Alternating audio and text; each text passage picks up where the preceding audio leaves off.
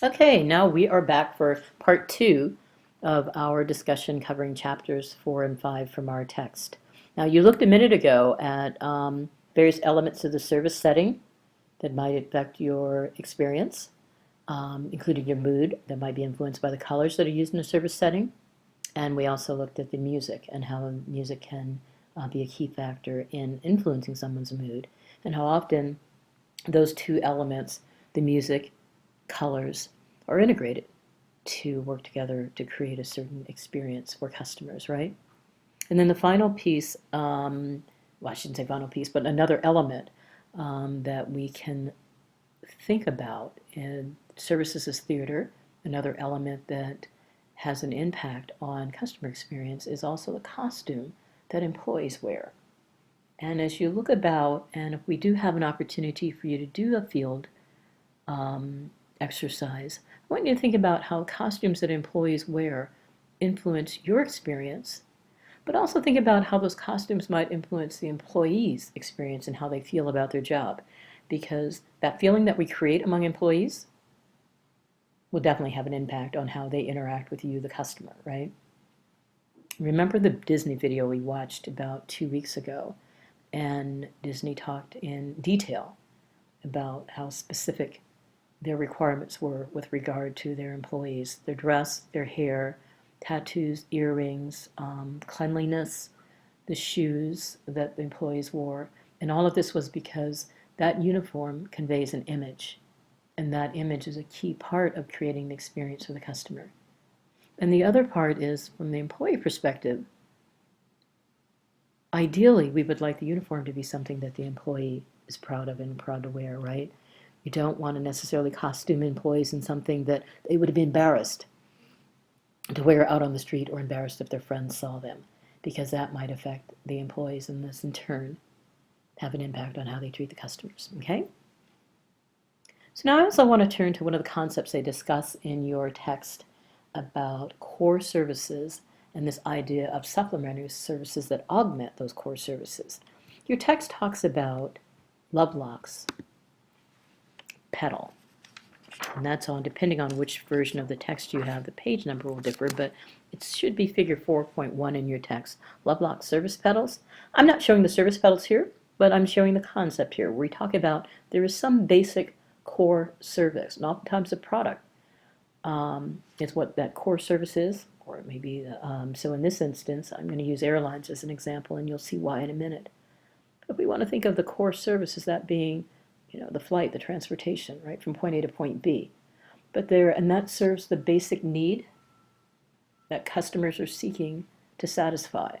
But in addition to a core product or core service, there are a number of supplementary services that providers will offer that augment or enhance their product, or allow them to customize their product to meet the specific needs of their market.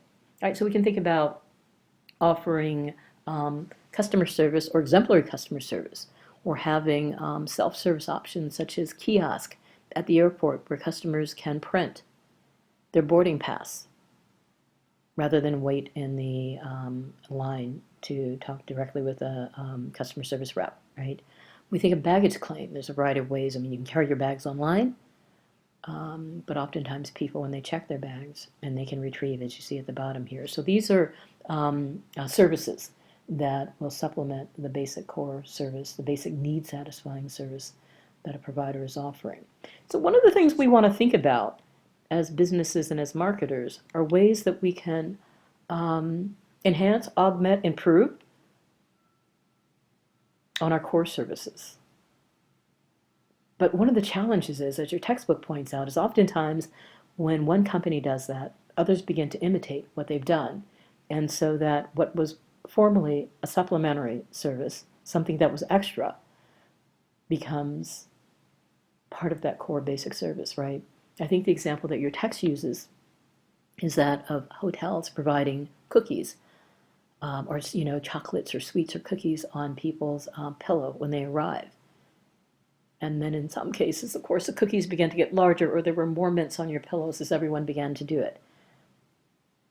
And then that becomes an expectation of customers. So one of the challenges for marketers or any business is to be vigilant and to keep an eye on What are some of the emerging trends? What are some of the changes?